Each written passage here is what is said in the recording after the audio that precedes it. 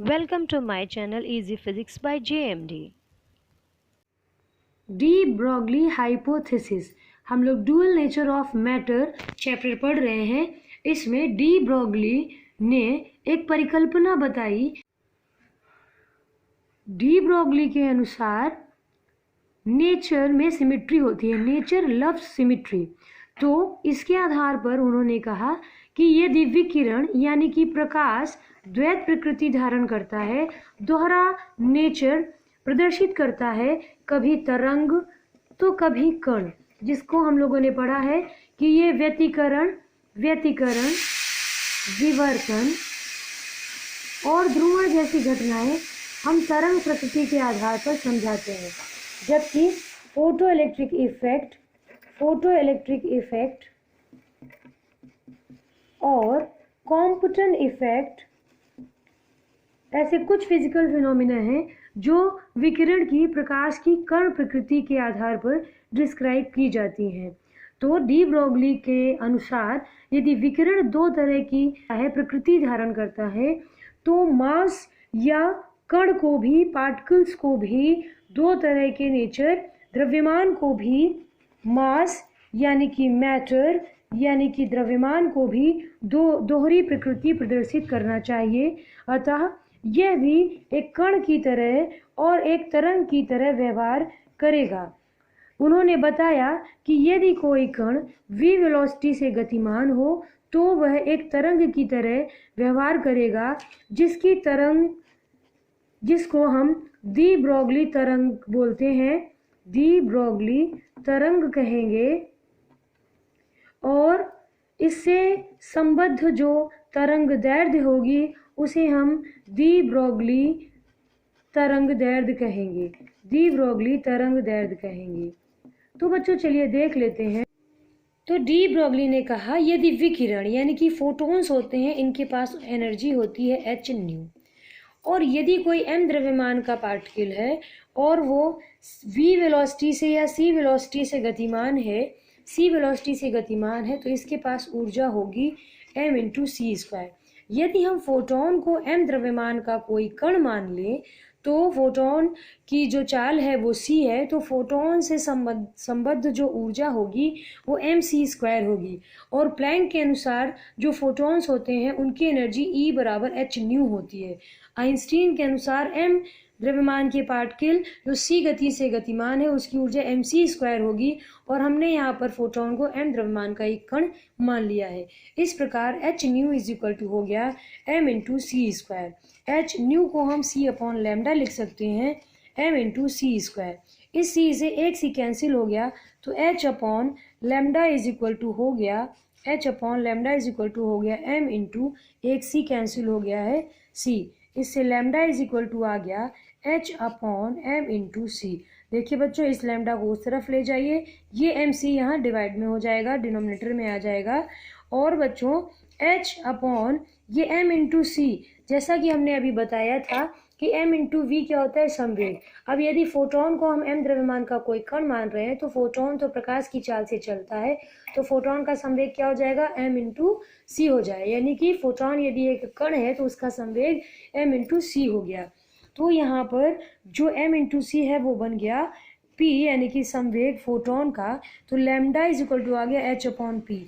इसका मतलब है लैम्डा बराबर h अपॉन पी या लैम्डा बराबर h अपॉन m इंटू सी। यह प्रदर्शित करता है कि m द्रव्यमान का एक कण, जिसको हमने फोटोन कहा है, इससे यह एक तरंग की भांति व्यवहार कर रहा है। मतलब इसके अलावा और भी जो द्रव्यमान के कण होंगे, जैसे इलेक्ट्रॉन, प्रोटॉन है, यदि वो चलेंगे, गतिशील अवस्था में होंगे, तो वह भी इसके अनुसार एक तरंग रूप प्रदर्शित करेंगे, जिसकी तरंग दैर्ध्य h अपॉन पी या h upon m v, h upon m c या h अपॉन एम वी होगी।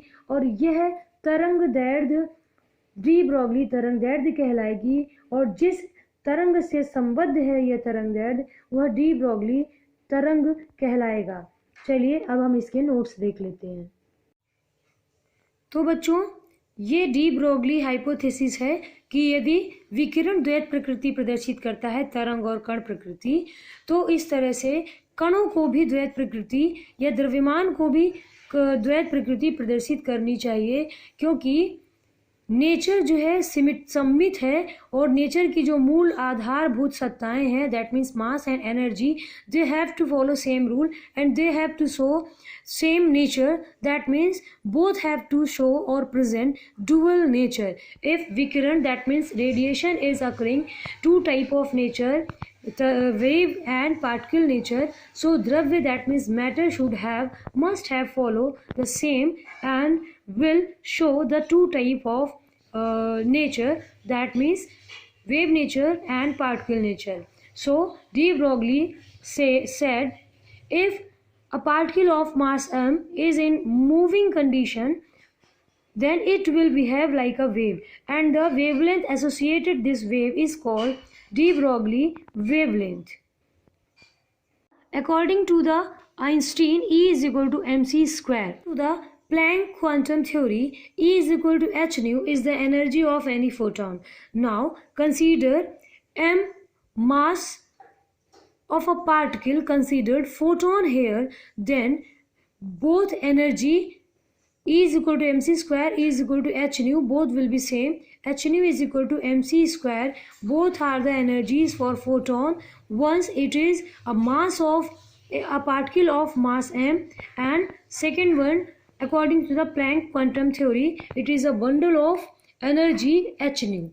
And on equating the both, h nu is equal to mc square, we will get h nu is equal to mc square, nu is equal to होता है c upon lambda, so we will get h c upon lambda is equal to mc square. Now cancel one c from both sides. Now so we will get h upon lambda is equal to mc, and lambda is equal to h upon mc, where mc is the momentum of the particle photon considered here of mass m and moving with the speed c, speed of light. This lambda is the wavelength of a wave of mass particle in moving condition, and this wave is called de Broglie wave, and the wavelength associated with the wave de Broglie wave is called de Broglie wavelength.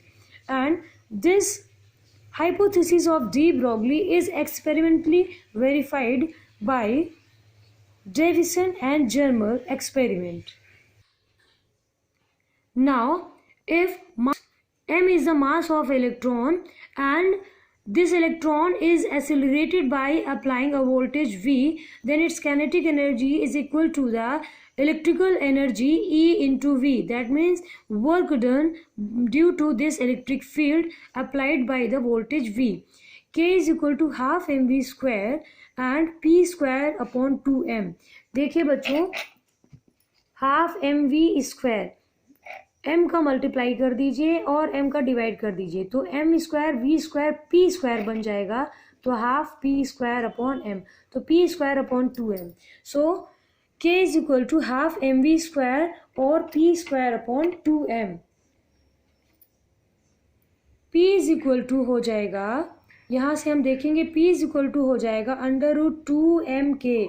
Just multiply this 2m with the k and take square root of this 2mk, we will get momentum p is equal to √2mk, and k is the kinetic energy which is equal terms of E and V, that means charge and voltage. We have V is equal to W upon Q, that means W is equal to V into Q. Here Q is the charge of electron, then W is equal to E into V. So we will get momentum is equal to √2meV, and the wavelength of the wave associated with a moving particle, moving electron with velocity v. Lambda is equal to h upon p. P is the momentum, and put the value of p in terms of kinetic energy and electrical energy. We will get lambda is equal to h upon 2mk, h upon 2m E and V, where E is the charge of electron, V is the applied potential. Now if we put the value of Planck constant, h is equal to 6.63 10 to the power minus 34 joule second, mass of electron 9.1 10 to the power minus 31 kilogram, and charge of electron 1.6 into 10 to the minus 19 coulomb. We will get lambda is the wavelength associated with the wave of moving particle, moving electron, 12.27 upon under root V angstrom, or in nanometer it is 1.227 upon under root V. It is very important question. Who verified the de Broglie hypothesis?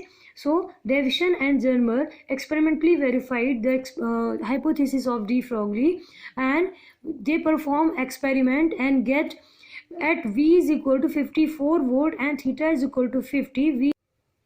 We have to go through the experiment. We have to read out at least the experiment, and we will give the result.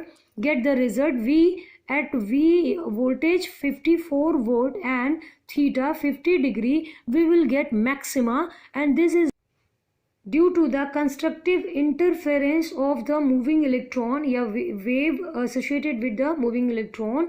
And if we put V is equal to 54 in this relation we have discussed earlier in this video, then we will get lambda is equal to 1.67 angstrom, or in nanometer it is 0.167. This result is important, and it will be in your objective or 1 marks question, that what will the value of lambda associated with the electron wave, that means electron in moving condition, what will be the wavelength of the wave associated with the moving electron. It is 0.167 nanometer or 1.67 angstrom. So at last, see the summary: de Broglie hypothesis and de Broglie de Broglie wavelength. Nature loves symmetry.